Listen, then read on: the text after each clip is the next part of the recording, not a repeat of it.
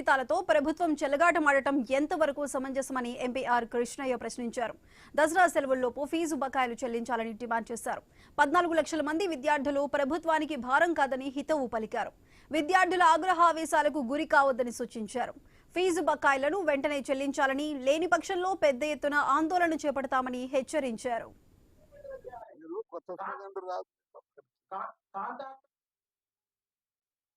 ఈరోజు పేద కులాల గుడిసెల ఉద్యోగుడు కూడా, వ్యవసాయం కూలినాలు చేసుకున్న పిల్లలు కూడా ఇంజనీరింగ్ చదివి ఫ్లైట్ ఎక్కి అమెరికా పోతున్నారు, ఫ్లైట్ ఎక్కి ఇంగ్లాండ్ పోతున్నారు, అనేక దేశాలు పోతున్నారు, అనేక బాంబేకి పోయి ఐటీ కంపెనీలలో పనిచేస్తున్నారు.